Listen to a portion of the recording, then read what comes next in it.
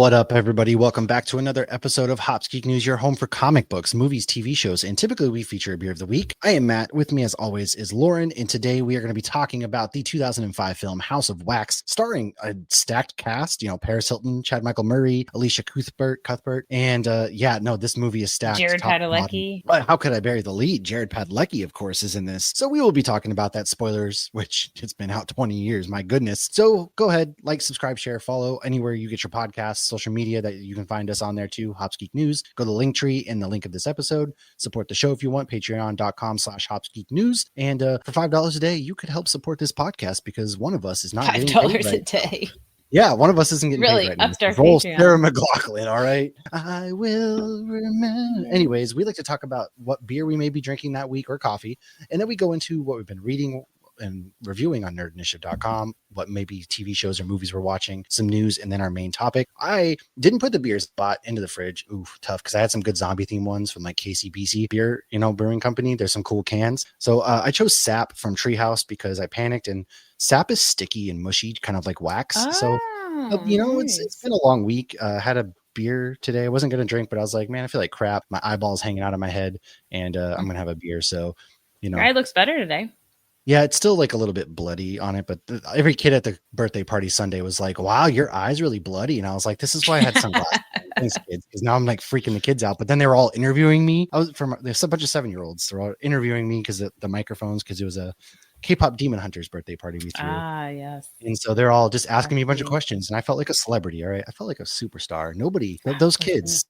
Gotta careful how you phrase that, but the kids made me feel like a celebrity by interviewing me. It was great, awesome. So this podcast is going places because I think we might be doing something coming up on the 26th that we can let Lauren maybe break the news with her beer. Yes, I have to definitely confirm it with my comic book shop, but it looks like we're going to be recording an episode at Epic Comics October 26th. They're doing a Halloween event there. That is on the east side of Orlando. If you're familiar with Orlando, it's in the Waterford area. It's right across the street from that huge Super Target, Regal movie theater, all that.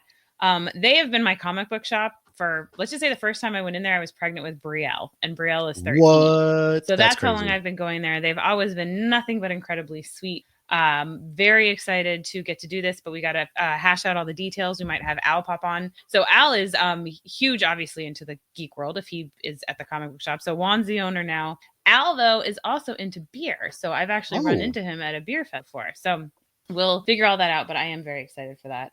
That's gonna be awesome. But yeah, so my beer is Stairway to Nothing from Tactical Brewing. So I actually don't have a cider, I have a Tactical. Should we talk to our legal team? At the very end of the movie, they're climbing the stairs, and it feels like, oh my god, that drove me crazy. I can't wait to talk about that because the way they moved at the end drove me wild. Just how slow, but then again, homie got anyways. That was like a nightmare. We'll get there. Let's go into I do have a funny story. So I was lighting this candle as we were getting started for House of Wax, and Brielle reminded me of something Logan said. So one of the things that Logan put on this weekend was Hocus Pocus 2. And in Hocus Pocus 2, they're recapping the virgin lighting the candle. And some kid in the movie says, "What's a virgin?" And the guy goes, "It's somebody who's never lit a candle." And Logan goes, "Oh, that's me. This is my 8-year-old." But then he follows it up with, "But I don't want to be anymore." Because he wants to light a candle. That's like, oh my god, we were watching Hubie Halloween with our 7-year-old Harper, and obviously in that movie it's got some adult crass humor, but she's now old enough to pick up on it to where when the mom is like boner, she used the word boner, using it for like a mistake. Oh, I made a boner today. And we had to immediately go, you do not say that, because that's not at all what that means. And she was like, that's not what boner means. I was like, oh my god, no. Jesus. So yeah, we're at that stage with our kids where we have to start explaining things, I guess, which is always awkward and fun. I'm not ready to explain virgin to him. I always told the kids it was somebody who had never been kissed. So I thought that was a good, because all the kids asked that, but I like that they addressed it in the new movie because they know a bunch of kids asked it in 1993. Well, that's true. Yeah. I've seen some good costumes out there already of Ice and the other dude too. I wanted to say Vanilla Ice, but it's not Vanilla Ice, but I've seen some good costumes out there. And then they're of course doing their Salem stuff right now. I don't know if they're here next week for the GalaxyCon or Richmond's anime, whatever weekend it is. But I know Brian O'Halloran is. I'm not going to be there because I'm going to be in North Carolina on Saturday actually. But that'd be pretty cool to get to talk to them again. But Brian O'Halloran's going to be there. So go say hi to our friend, Brian O'Halloran. you take us into our comic books this week? What you get into before? You know me, I've got 35 comic books I always read. So I know I reviewed one this week. I've been busy reviewing shows, and I did review a book as well. You've been killing it on the TV front, though. So legit, between all your TV stuff, you've probably got the harder job. The TV stuff is fun to review, but it is very demanding because it's not like you just sit there and enjoy the show and write about it. Stuff. Yeah. Yeah. Well, I write a lot of my recaps where they're like spoiler free. So if you want to read them beforehand, you can, but I spoil previous stuff. But like when I do the finale for Peacemaker or the finale for Gen V, like the finales I spoil because that's when you want to get everything out of your system. Yeah. I mean, you have to talk about the season as a whole at that point. Yeah. But I try to leave like little Easter eggs for people who have seen it that get it, but also leave it a little subtle if you haven't seen it and you don't want spoilers. But I think that's what's fun about Nerd Initiative, that we all get to do our own thing and do it how we want to do it. So I only did one comic this week, but I actually happened to go to the comic book shop on Wednesday, which happens rarely these days.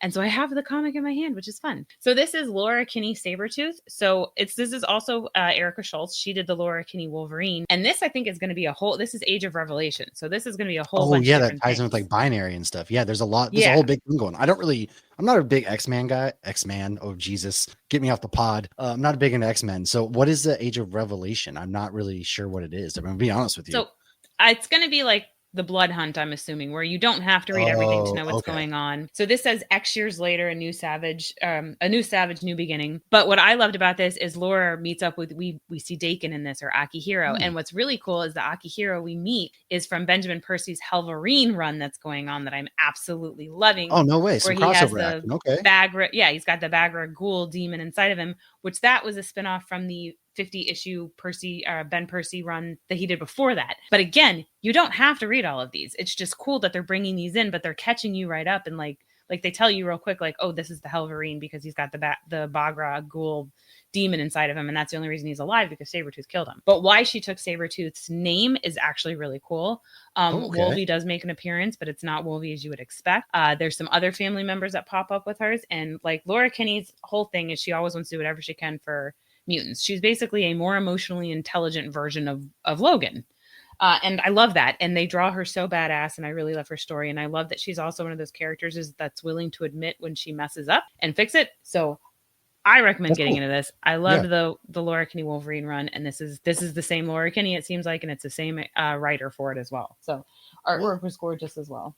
I will follow that up with, I did Binary. I picked up Binary from Stephanie Phillips. This is issue 1, and it's also Age of Revelation. We have the actual comics in our hands. Yeah, I don't really know what's going on other than Carol Danvers is now the Phoenix. She is, successor to the Phoenix. She's got it. She's at her hometown, and she basically has done what Wanda did in WandaVision. She's walled it off so that way whatever's going on outside does not affect her hometown. And so they're basically fed up with her. There's a group in there that's kind of starting to agitate the people to turn against her, basically, because they want to attack Carol. It comes from, I'm not up to date on Phoenix. I'm a few issues behind. Is it connected to the Stephanie Phillips Phoenix run? I think so.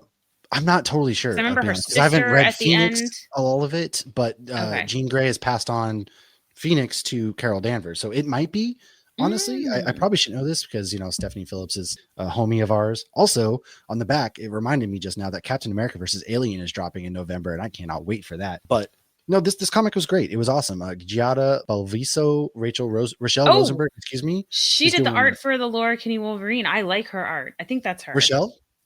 No, Rochelle Rosenberg and Giada Balviso. Rochelle Rosenberg is actually doing a ton of artwork right now for a lot of comic books. So you're going to see her name everywhere. Laura Kinney art. A lot of the colors. It's really awesome. Would definitely highly recommend checking out anything with her name attached to it for sure. Aside from that, IDW Dark is doing a lot of things, and they're teasing some good stuff for 2026. Yes, it is her. So, it is Rochelle? No, Giada Balviso, and I think it was Sherelle did it too, because it's funny, I actually just went to her Instagram, and there's our review is on there. Oh, that's awesome. So that's cool. Yeah. I did Event Horizon, Dark Descent issue 2 from Christian Ward is actually the writer, not one of the, he is the writer on this book. And it is creepy. Nope. Tristan Jones and Pip Martin did the art and color, but it's really good. So if you know anything about Event Horizon, the movie, it's dark. It's all about hell. And this one's no different. Like, this is a bloody, gruesome comic book. Basically, there's a demon coming out and is going to do a lot of crazy stuff. It's like a demon Groot on the front. That's IDW there. And then Masterminds issue 2 from Zach Kaplan, friend of the show, Dark Horse Comics. It's got Tiago Roca and Stephen Thompson also on it. This issue is pretty fun because it felt more like James Bond. It was they had to go undercover after the first issue. They had to do some stuff, and they go where the first issue ends, this picks up. And it basically is a game, but there's real life consequences to this game. And so they have to do something and steal something from the head of this gaming company that was firing a lot of people. And then now there's like a life or death situation cliffhanger at the end of this. But Zach does an incredible job. He's really good at building suspense and building tension and keeping you hooked. And so this is a really good, between this and Kill All Immortals, Zach does a really good job. And I wouldn't be shocked to see a lot more from him in the near future. I do love this one, Spider-Man and Wolverine issue 6 from Mark Guggenheim. This is good too, because it's Mark Guggenheim, Victor Nava and Gerardo Sandoval and Brian Reber. Now, I texted you the pictures right away because at the beginning it's Wolverine saying, he's the best at what he does, and what he does is drink beer. And meanwhile, Peter Parker sitting across from him drinking milk. And I thought it was hilarious.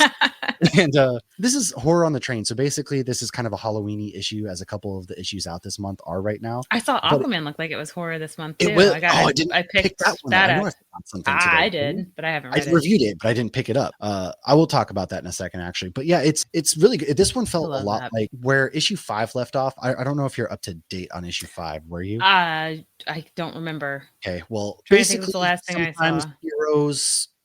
There's death at the hands of heroes, and this really plays into that. And Logan tries to protect Peter's guilty conscience a lot in this issue, and it's very much big brother, little brother. And I love this particular relationship. Sibling that showed up that I didn't know existed.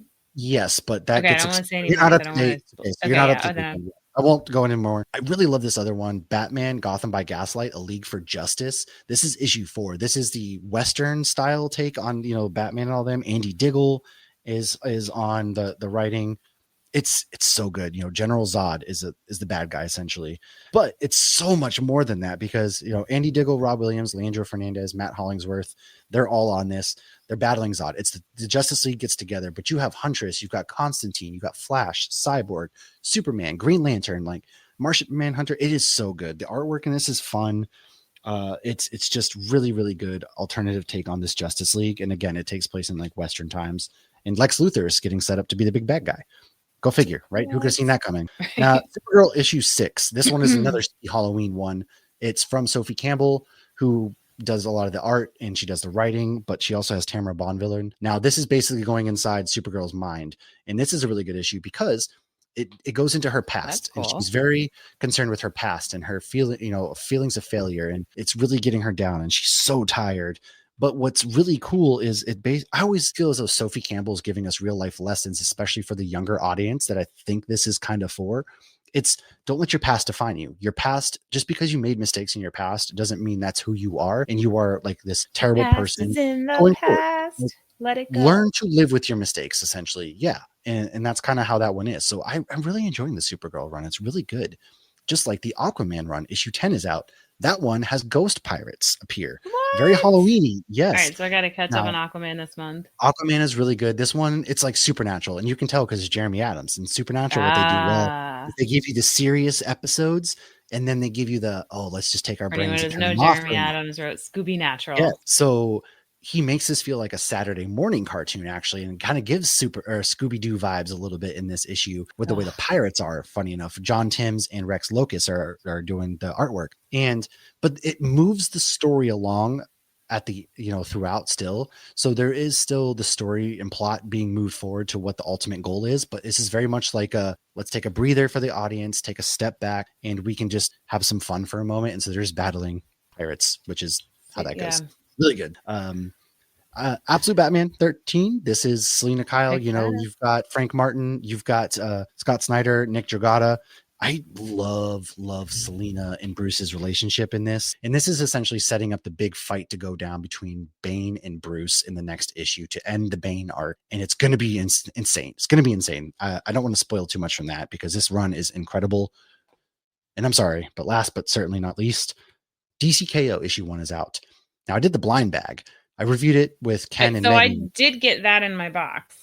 Good. It is. So I got the blind bag, and I happened to get the variant cover by Greg Capullo, Jonathan Glapian, and Alex Sinclair. Amazing. It's a foil cover. I love the blind bags that they do. It's fun.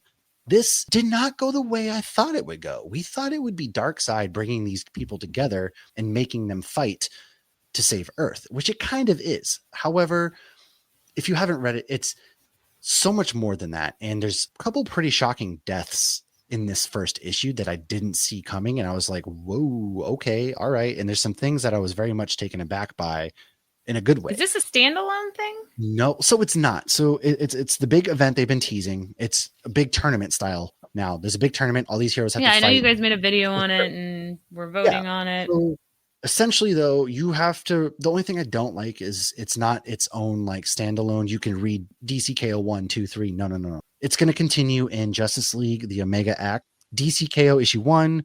So Omega Act kind of kicks it off. Then you have DCKO 1. So this is DC Omega Act is basically issue 0. And then we have KO is 1. And then we get Titans issue 28, Superman issue 31, The Flash 26, oh, good God. Justice League Unlimited 12. Yeah, they give you the breakdown at the back.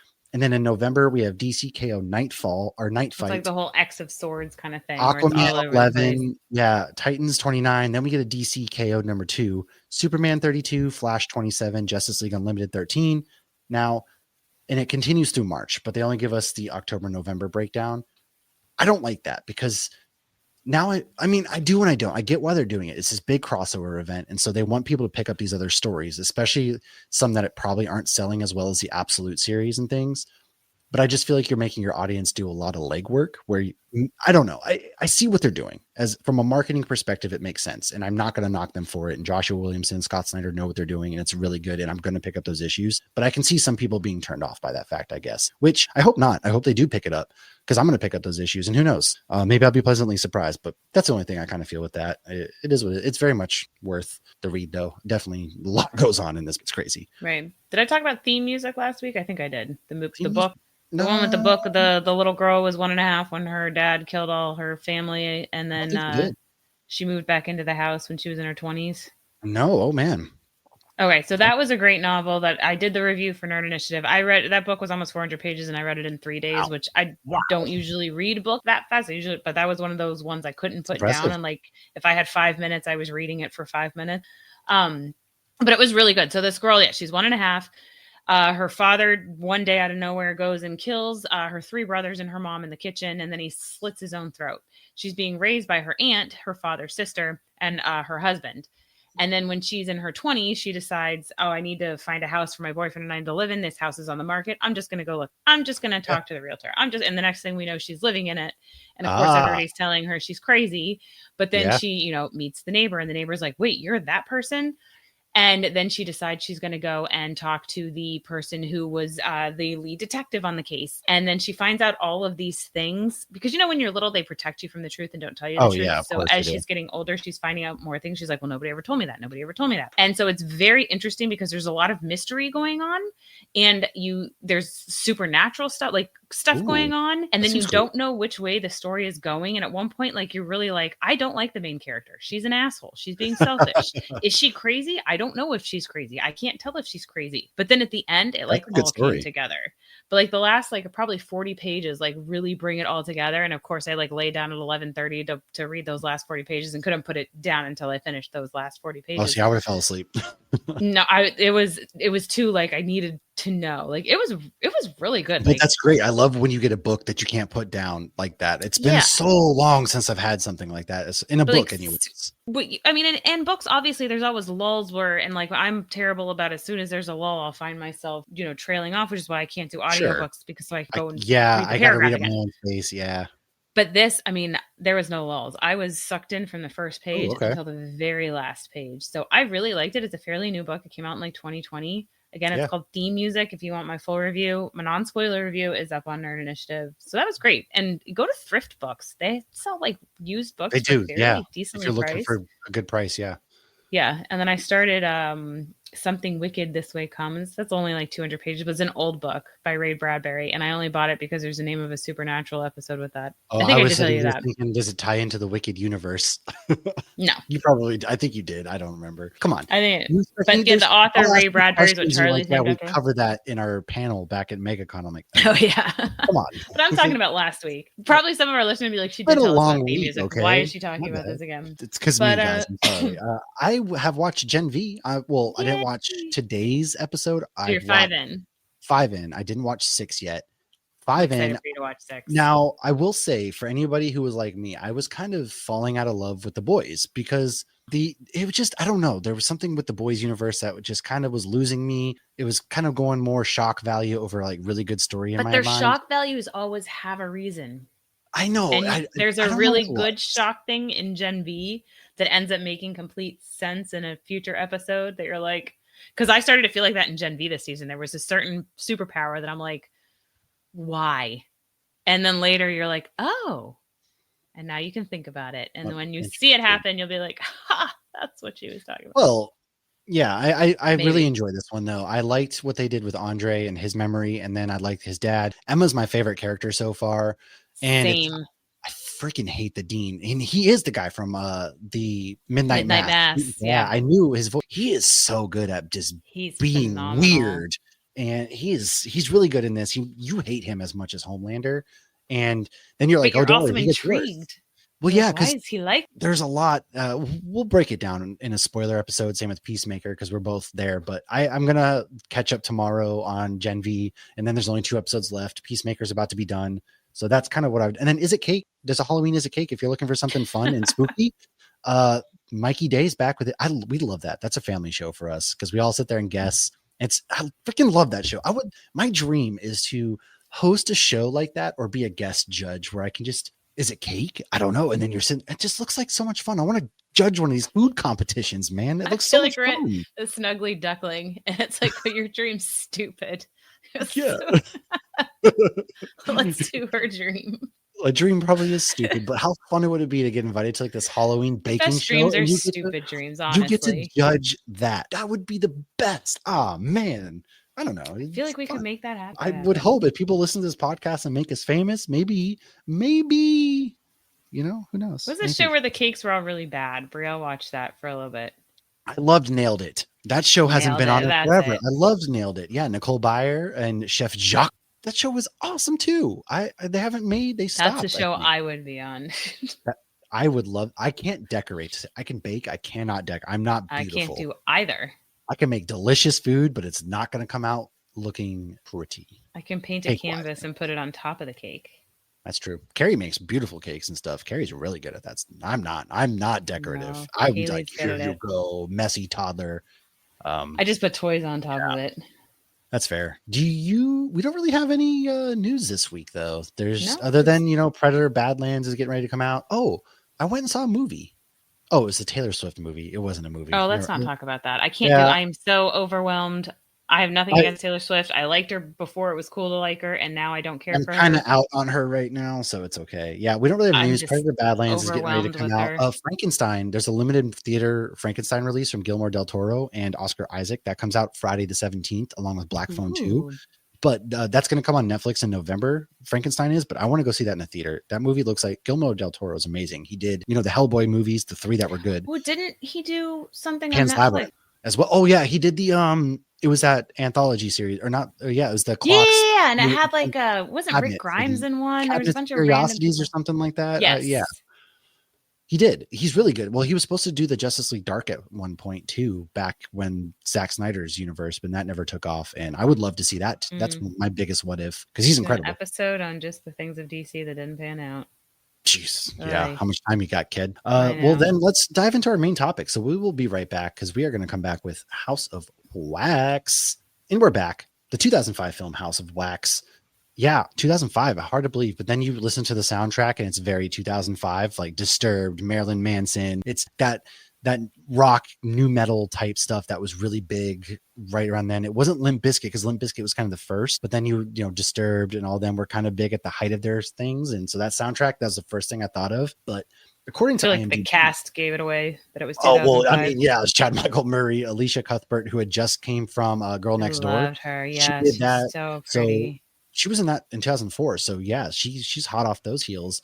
And then we had Brian Van Holt, Paris Hilton, and Jared Padalecki. Of course, 2005 was when Supernatural started. So this was like, which is funny. He looks older in this though than he does in Supernatural. But this actually came out a few months before gave Supernatural. Him like stubble. That's why, because he's very clean shaven. The best part when the guy's like, "What do you go to the hair or the barber and ask for the He-Man haircut?" I lost my mind laughing at that. It totally looked like a He-Man haircut. It just wasn't blonde. He had the stubble, and so they kind of aged him a little bit, but they're supposed to be going to some college football. Anyways, IMDb description. A group of teens are unwittingly stranded near a strange wax museum and soon must fight to survive and keep from becoming the next exhibit. Yes, not a lot. It was directed by Jaume Collet Serra, stars Alicia Cuthbert, Chad Michael Murray, Brian Van Holt, Paris Hilton, Jared Padalecki, so many more. The budget was $40 million and it made $70 million, which I thought was good, but apparently it was made a lot of it. Because I think it made a lot of it after the fact on like rentals and DVD sales, like because this was one of those movies that didn't do well and then became like a cult classic kind of thing. Yeah, they were planning it to become. They were going to do a prequel movie before this, and because this movie flopped, they abandoned that. I was like, it flopped? Huh? $70 million for a horror movie in 2005. I feel like was pretty decent. I guess, like you said, who knows if it's coming off Scream and stuff like that? Like, who knows what they're comparing it to? You're Plus, right. I mean, it was probably, that cast, I feel like they probably thought like, oh, this cast is so hot. They're going to, do fabulous. It was a very pretty cast because everybody, it was a who's who cast because of course, I mean, Paris Hilton, she's at the height of that's so hot. Murray, that was One Tree Hill, the height of that. Oh, that's right. That was when that one was going on. Yeah, because Alicia Cuthbert, like I said, was very like a lot of people's awakening, if you will. In and the Girl Next Door. Well, is that the one she went? Yeah, she went to the prom with the dorky guy that became Riddler. Yeah. No. Oh, yeah, she did go. She went. Well, he was one of the guys that went. I don't know if she was one of the guys. Yeah. Now, actually, Robert. Richard as well, who plays Blake, he was in a lot of Disney films. I was gonna say I didn't know him. I did. So he was on a lot of, I want to say, I'm looking it up on IMDb. Like he hasn't really done a lot. He's in a lot of things, but he hasn't really done a lot of things since. But he was in Sports Theater with Shaq. He was on the Jamie Foxx show. He was on Alley Cat Strike. That's what I remember from Disney. Once and Again. I don't know what that is. He was on My Wife and Kids, Touched by an Angel. Like that was Coach Carter. He was on Coach Carter. That's also I remember. Never heard of that either. Coach Carter with Samuel Jackson. It's a basketball. It's really good. Coach Carter is so. Oh my gosh. That movie is worth watching. Yes, but yeah. So he was at that kind of the height because like I said, he was on Disney Channel, and then of course at this point the only thing I knew Jared Padalecki from was Cheaper by a Dozen. He was in that movie. Yeah, he was like Hillary Duff one? Yeah, he was being mean to Superman. He was picking on him. He was one of the bullies at the high school. Honestly, I did not know that. Never seen the meme where it's like, remember the time Hillary Duff stopped a fight between Sam Winchester and Clark Kent? No. Let's go through the plot. So on the way to a football game, Carly Jones, who's Alicia Cuthbert, her delinquent twin brother Nick, Chad Michael Murray, her boyfriend Wade. Wait, you have to start with the flashback.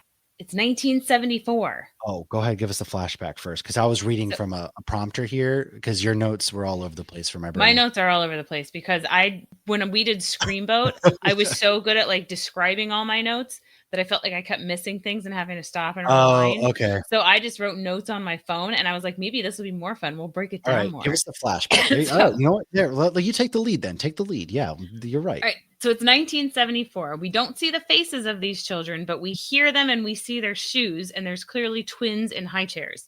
One of them is sitting nicely and being praised by mom for being so well behaved. The other one is screaming and dad puts the kid in the high chair. Mom helps lock the kid up. They tie things around the kid's wrist. Louisiana folks. Clearly the naughty twin. He was also conjoined to the back of the head and had his face like. Well, I know we don't know that till later, which is why they don't show the faces because then we would have seen that the well-behaved twin was missing half his face and the other twin is not. Oh, that's right. I guess you're right. The well-behaved twin was the one with the messed up face. Okay, never mind. You're right. Never mind. Continue. Sorry. So then we cut back to 2005 or cut to 2005.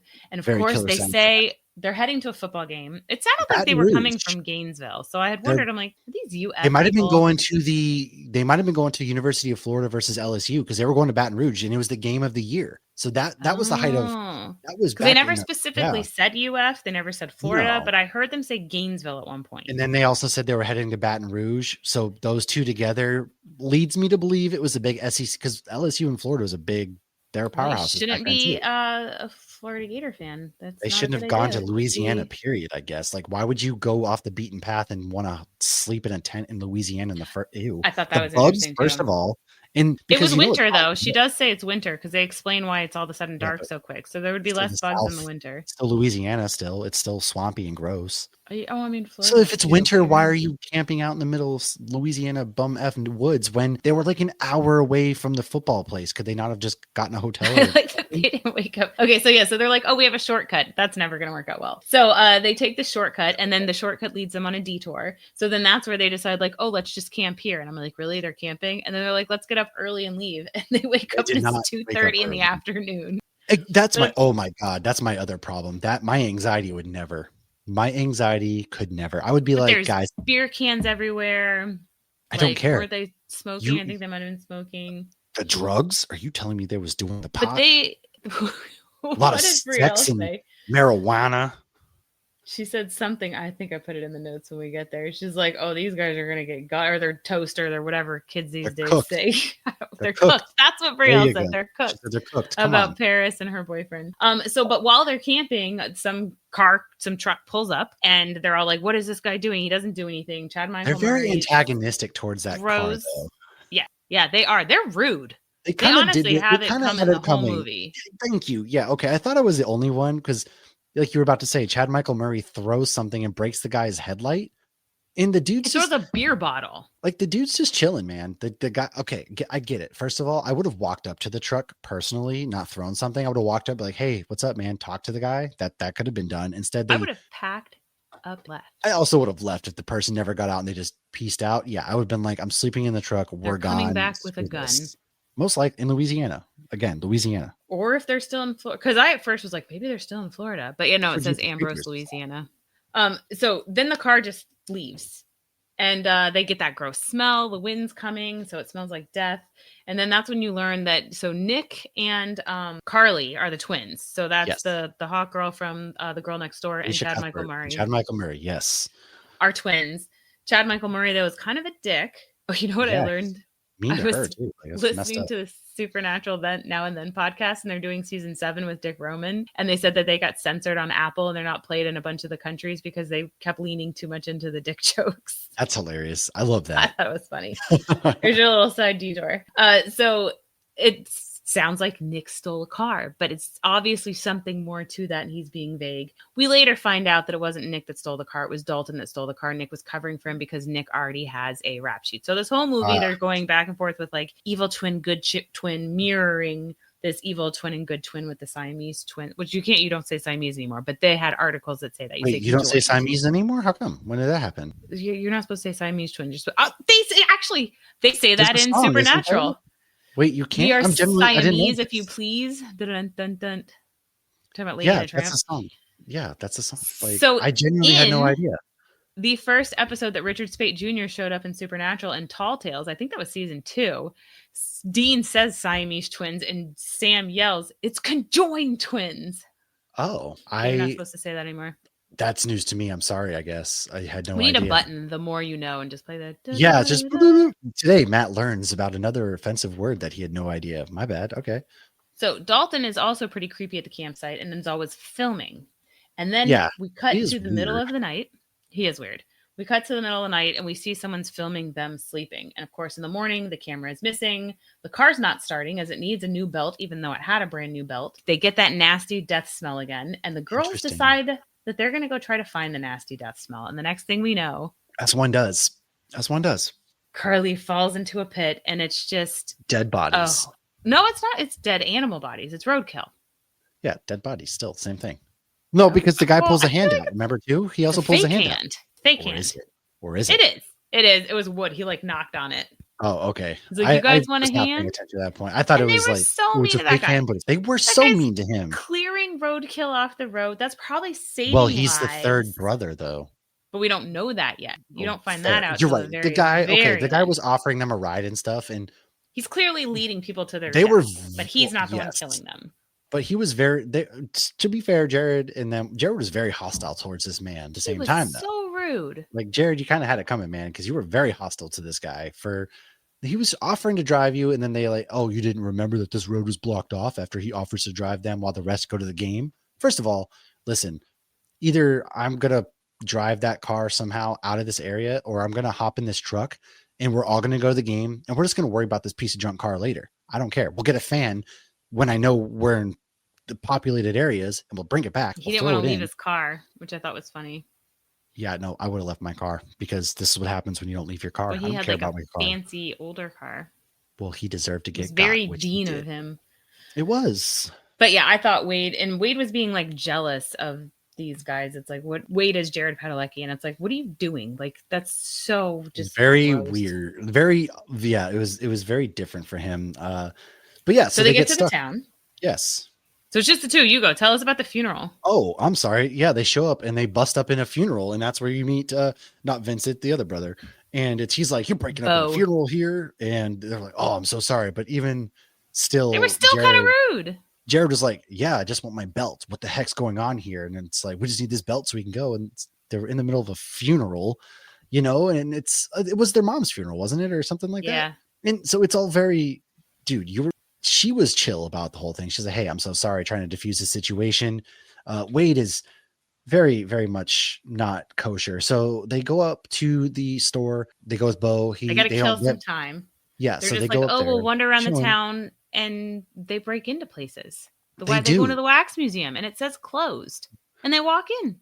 They just start They just start waltzing in everybody's place up in this town again. Touching things. What are you doing, moving things. Jared starts messing with the piano. That's foreshadowing. Yes. Because that's when he makes the device on the piano. So that was intentional. They're like, oh, you want to play with the piano? You can play with the piano for eternity now. Well, so like they're just waltzing around this town. Okay. Meanwhile, it cuts to the other four. They're in traffic. They're going to miss the game of the year. So they decide to turn around. Oh my God. Everybody's just making poor decisions in this movie. How'd they even turn around? They were so stuck in traffic. They were stuck in standstill traffic. First of all, I guarantee Baton Rouge isn't that trafficy. Maybe it is. I don't know. In 2005, who knows?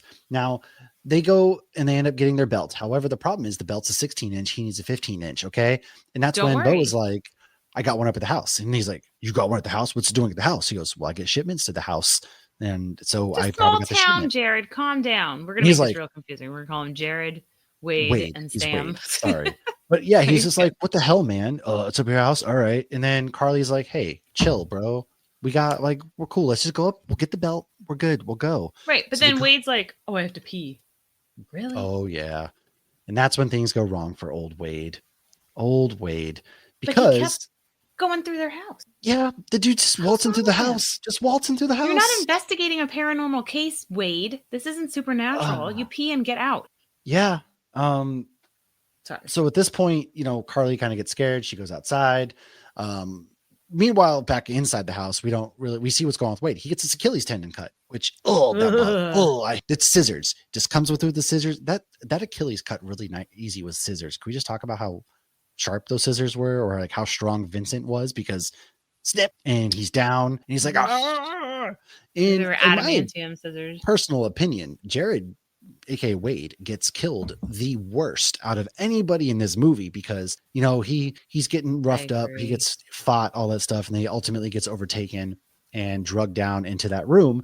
Meanwhile, Carly's outside. She's like, what the hell? This is when Bo's like, family moved away, his mom went crazy, he was strapped to the bed, the husband killed himself, and the twins ended up in foster care, blah blah blah. So he's telling the story of his family, but he's not saying it's his family. No, he's just talking about a family, and that's when we also learned that Nick did not steal the car, the camera guy did, and all that kind of stuff. Now, while Carly's outside, because it's dark now, she's waiting in the guy's truck, she notices the broken headlight truck is sitting over there, and she puts two and two together. She was in it. She got out for a second and notices it, and she's like, oh shit. And because It was okay. Next time I'll do full on notes. And since it's 2005, her phone is not yet dead because it is a flip phone, and she's not able to make a voicemail scrolling. call. Yes, that's true. She's also not doom scrolling on her little Nokia. Right. And she also makes a call, so texting help. Yes. Which, speaking of which, she had some good service in that middle of nowhere town, considering this was 2005, because she manages to get that call off. The voicemail sounds great. I feel like there's things that they do in movies when a new technology comes out, they want it to be like the most state of the art, that I feel like they will put, like Josh put on Thinner recently. It's a Stephen King movie from the late 1900s. I know what this is. Yeah. Ha ha ha. I was going to say 1990s. Well, we're old. And the wife is monitoring the husband's weight loss on a laptop, which is incredibly unnecessary. And she has like a bar graph. She's like putting in the data, and then it's on a bar graph. And she's like, look how many pounds you've lost the last week. Completely unnecessary. So I feel like they're just like, oh, because 2005 was like, that's when everybody finally had phones. Yeah, I had a Razor at this point in 2005. Because in 2004 I had a Nokia brick, and then I ended up getting the Razor, whatever. Actually, I think I still had a Nokia brick. That because you can, I had the Nokia in 2004 is when I first got my phone. Nokia flip phone in 2005. I just had like the brick like they were using, but yeah, she ends up noticing that she's in the car. Bo shows up and she's like, "You were the guy from last night." He goes, "Open this door, woman." Breaks through the glass. She's like, "Where's Wade?" And that's while the phone. I don't know. We find out later. He's still in the can. Yeah, he's in the can. He's taking a while. I don't know. Carly tries to escape, and that's when all of the lights come on. So she runs to the church. That's when she sees that everything is wax. She also knocks an arm off, and hey, guess what? That was a real arm. Creepy. So the funeral was wax people. Yes, it was a wax funeral. And so he ends up catching Carly and ties her up like he was as a child in the high chair, and he glues her lips closed, which is crazy. Meanwhile, though, yeah, gross.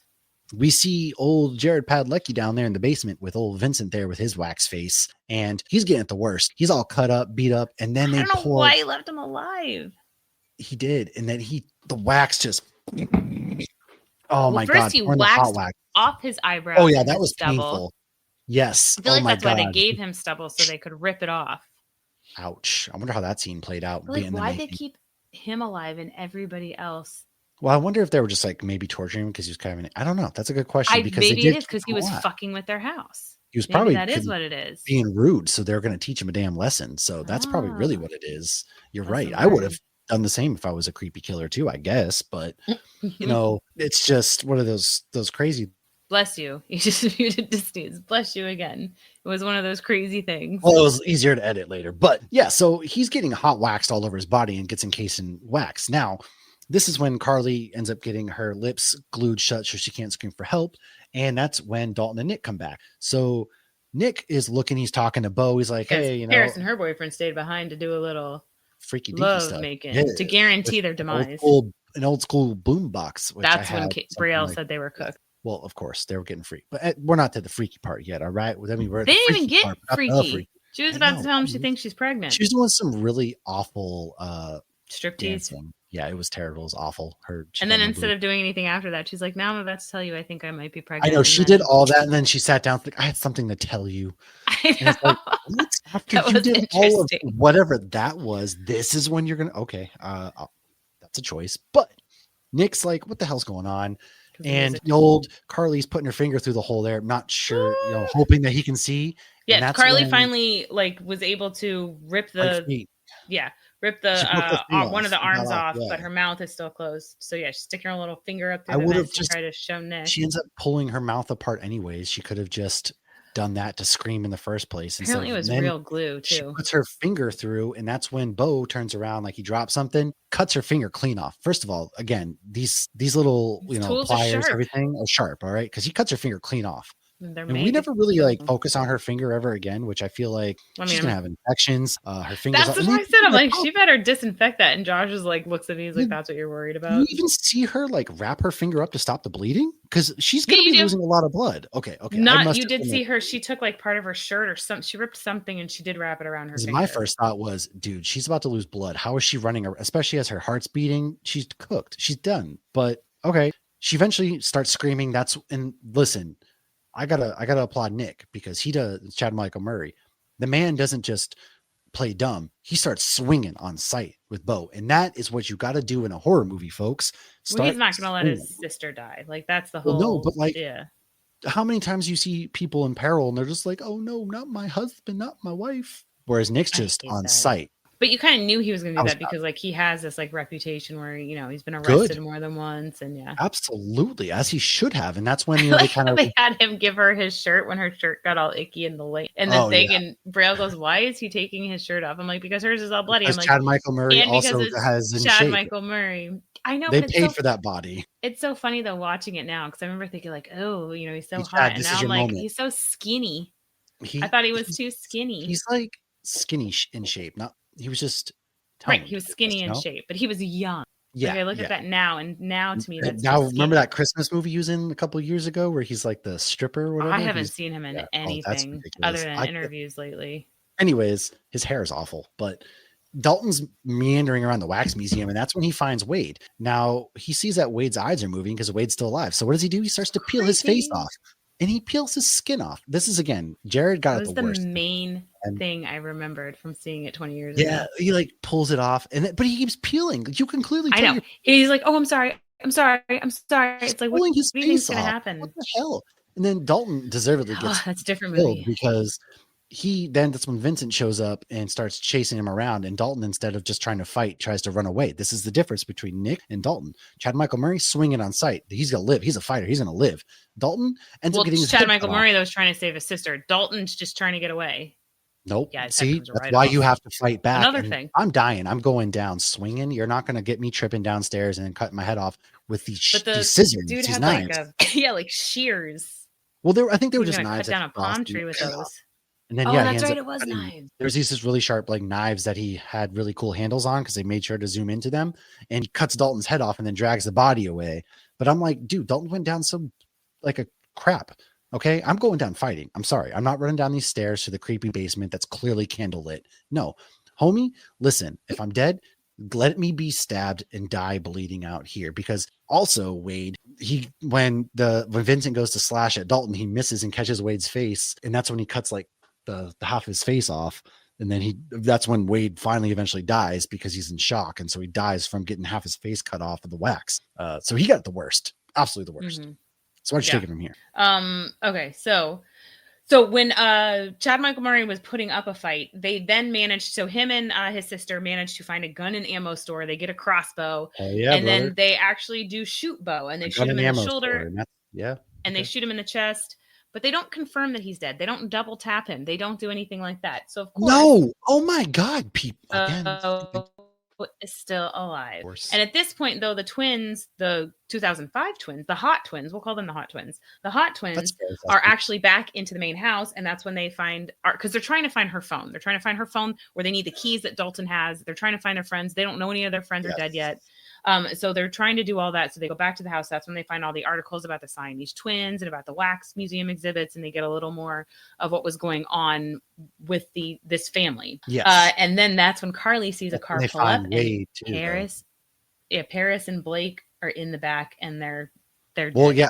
Well, so let's back up though, because we didn't actually. So they were doing their striptease. Okay. The music stops as Paris is also like trying to tell him that she's pregnant after that awful striptease. So he goes out there to turn the music back on, right? And that's when he hears the voicemail of her getting captured. And then he ends up getting stabbed in the neck. And then Paris runs away. Paris puts up a hell of a fight. She was like the second best Chad Michael Murray, I'll say, in this whole movie. She was badass. Okay. Paris Hilton was not. Again, Paris Hilton was going down a fighter. Her biggest mistake was after she bonked the dude with the metal pipe, was leaving it in the car, because that was her demise. She should have held that metal pipe and fought back. It's really the striptease. Well, first of all, yes, running around naked, but it made her more aerodynamic when she fought. Okay. Getting half booty naked out there made her more aerodynamic. So when she was running around, she was able to slip through. And then eventually, he stubs the pipe through the window and right through her head. And she falls forward. That was a cool death for her. She got a deserving, really cool death, and she did fight the hardest. Really, thought it was cool. Yeah, no, it was cool, but it was rough. They're dead, and that's when they're pulling up to the main house, and they see Wade. They find out, obviously he's dead. He was a wax character, and she kind of like brushes past it too. I feel like she didn't really take a moment to be like, "Oh my God, my boyfriend's dead." She was just Wade.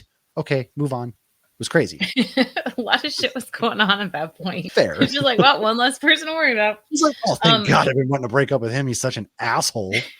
So when Vincent pulls up with a dead Paris and Blake, Beau is none too happy. So he's, nursing his wounds, pulling the arrows out, which is a super gross scene. And then Beau starts yelling at his brother and calls him a freak. Right.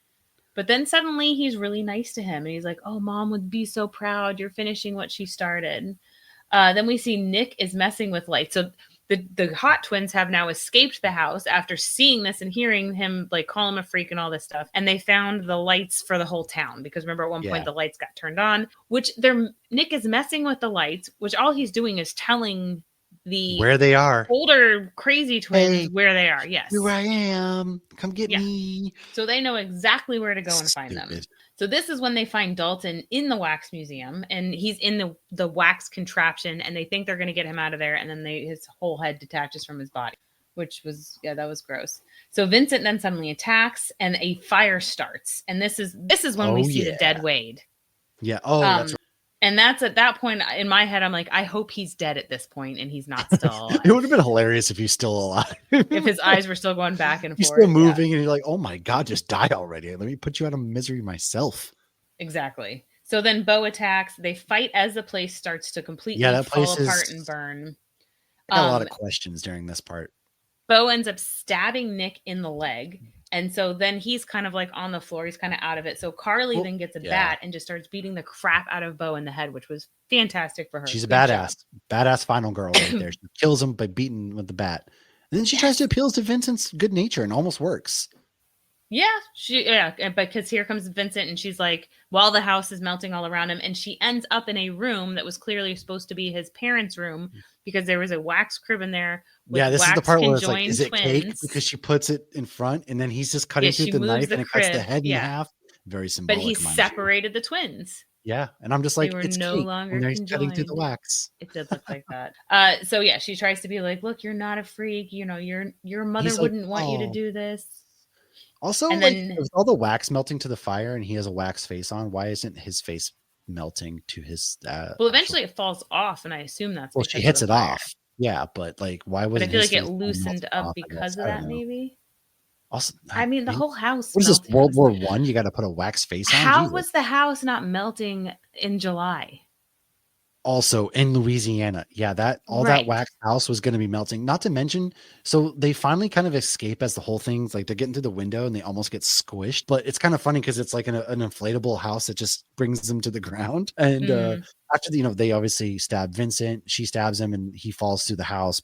Yeah, she pulls the knife out of Nick's leg to stab him, which I thought was but she twisted it first and then she pulls it out. Sure you're also an asshole. Like, all these men in my life suck. And then, if anybody has a brother-sister relationship, you do what you gotta do to get your brother. So like they're punching through the wall, right? They're trying to get through there. Again, it looks like frosting cake. They finally get through. She's like, it's wax, which is what Wade was saying at the beginning. Oh my God, the whole thing's wax. So like it took her that long. The whole house is melting, and as the floors are melting as they're walking on it, like that's when it's wax. Okay. Anyways, I thought like, okay, it's all wax, but there's got to be a foundation to it that's not wax, or it would just melt in the summer. You would think. And then not to mention the fact that they're in the puddle of wax outside. Wouldn't that wax burning their skin and clothes off because it's melted from the fire and it's hot? I know, but watching them walk up the stairs as it's like melting. Have you ever had the dreams where like you can't run away? I felt like that was like a visual interpretation. Movie. Yeah. Yeah. That's a really good point, especially because Nick was already taking a sweet time he was like, he really milked that injury for a while. He had to give her moment, her leading. I know, he was just moment. Like, and then he's just standing at the bottom of the stairs looking up like, it's like, are you going up the stairs or you're not? Like, hello, get moving, I guess. Yeah.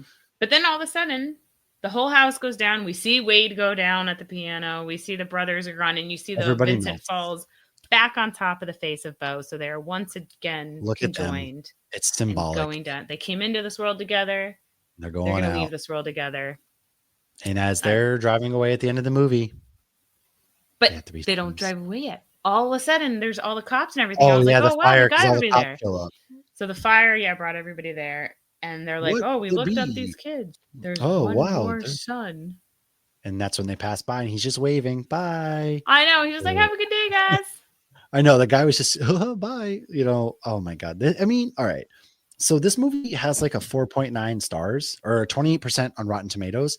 I think that's too low. because for the ridiculous, it's a slasher, right? It's a cheesy kind of, but I thought in terms of horror movies, this movie kind of still held up and was still pretty good. I thought like the deaths, the kills, a lot of the cool, a lot of things still held up to me. I didn't think the acting was even all that bad. The cast was great, and it was pretty straightforward aside from just the stupid mistakes that they kind of make, but it's a horror movie. You kind of have to have those.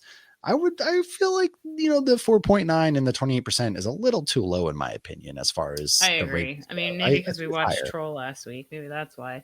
That might actually be why. Yes, you're right.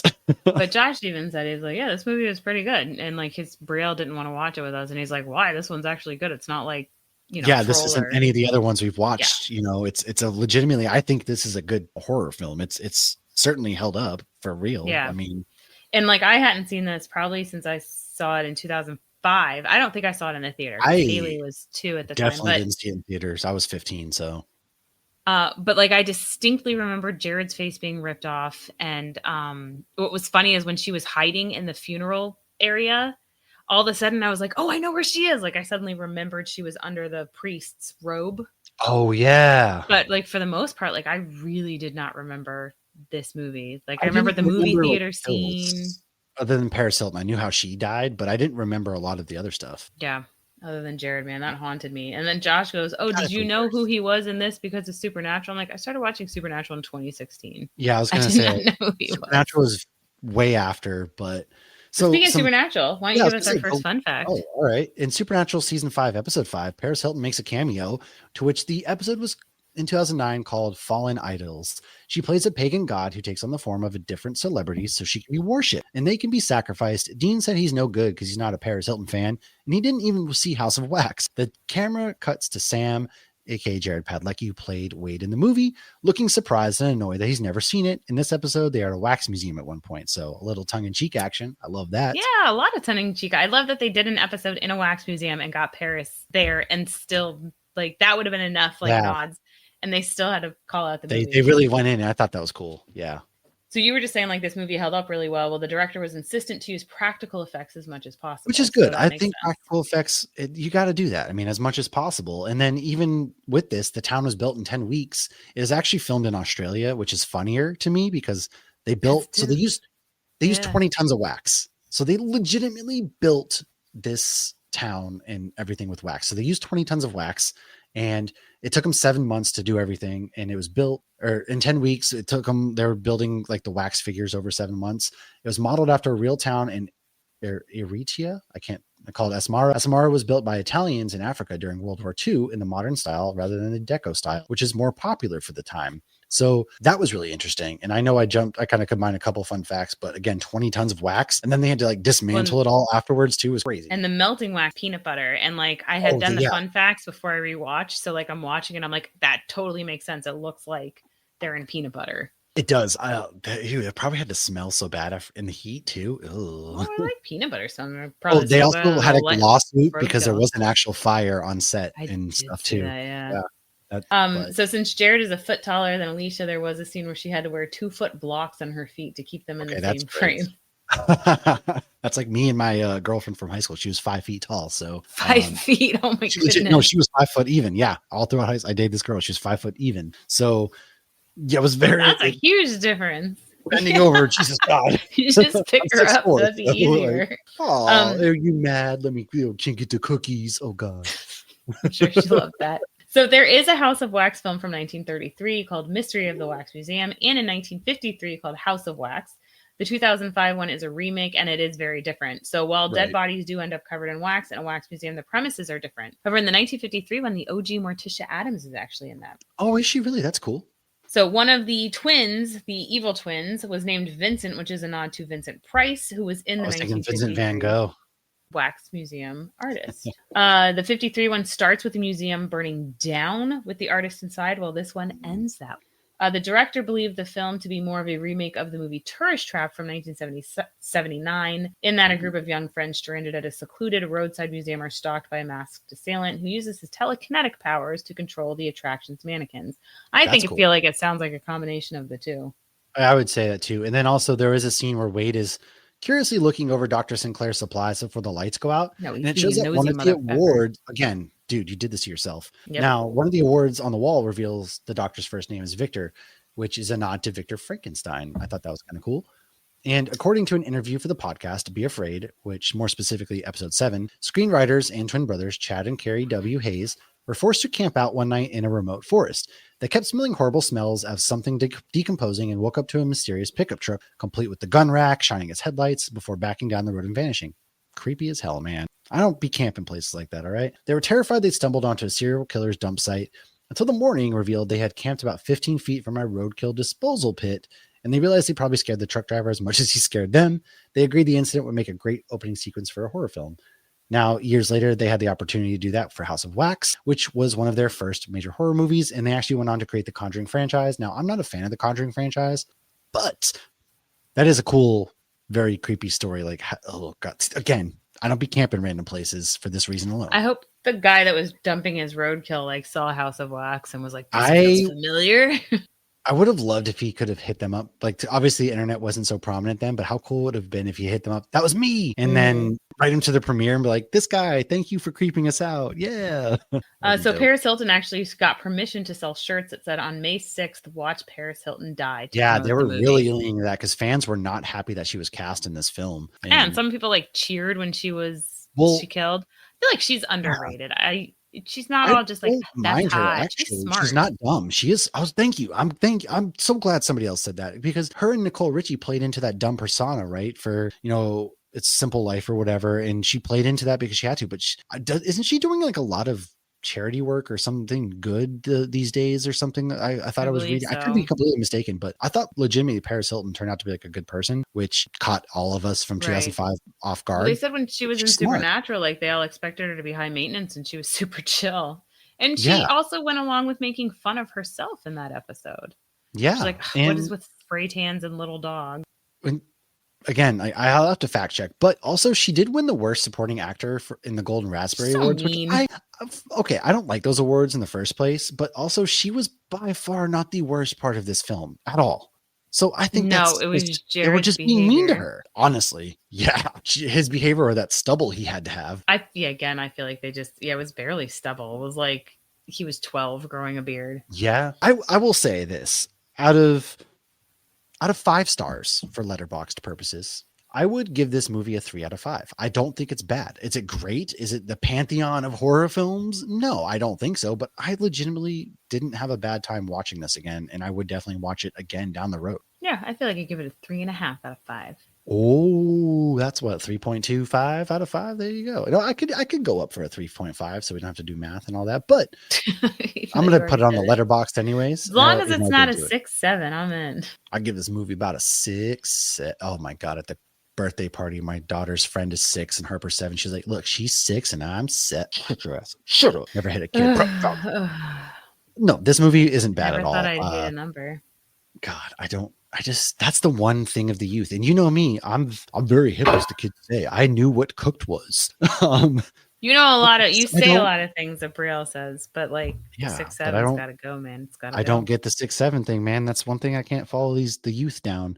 So whatever it may be, let us know what you think of House of Wax. Because I didn't think it was a bad movie. We will be watching Van Helsing. We're trying to lock in a date with our Patreons, by the way. So Patreon movie night, we do that. And this month should be Van Helsing. And when I do go to Orlando at the end of the month, I'm not running the half marathon, but I will be down there. We will be recording at Epic Comics. And then who knows, we might get into some other stuff. Now, Lauren, I need to know. Yes. What do you need to know? Next week, we're doing Leprechaun? I don't know. Are we? We could also just talk Peacemaker. I feel like we need to do something spooky. No, we're going to do Leprechaun. Peacemaker can be a bonus episode. All right, we're doing it. We got to do Leprechaun. We've watched a good movie to get the bad taste of troll out of our mouth. Leprechaun is a different kind of bad that I think we're going to have a lot of fun. I've never seen it. You've never seen it? Oh, no. Brielle said she'll watch it because it's Jennifer Aniston. Oh, dude. All right. Next week is Leprechaun, hands down. Jennifer Aniston's in this movie. We will be definitely watching it. We made a promise at MegaCon. Come on, dude. It's Halloween. We're halfway through. Come on, cheer up, dude. It's Christmas. I can't wait to watch that. It's gonna be good. And the way you can get that, if you want to listen to ad-free episodes and even get them early, patreon.com/hopsgeeknews. And then I feel like I'm promoting that a little more than usual. I'm sorry, guys. And then yeah, just find us each and every week. We are going to be doing Peacemaker, a bonus episode on Peacemaker, I should say, because it's getting ready to wrap up. Gen V, we will be also dropping some bonus action, and then check us out in Orlando in a couple weeks. But I have no final thoughts. Do you have any final thoughts before we wrap it up? Be nice to people you don't know. They might be murdered. Just don't be a dick. Listen, rule one, guys. I think they still would have killed them. But they were definitely going to die, but probably not as viciously, I guess. Maybe he would have been killed before being encased in wax. I don't know. I guess we'll never know. Guess we'll never know. But rule one, guys, don't be a dick. And that is what Jared could have learned in this movie. Sorry, bud. We'll catch you guys next time. Stay away from Louisiana. Stay away from any wax museums, any other weird things, and make sure your fan belts in your cars are okay. Peace.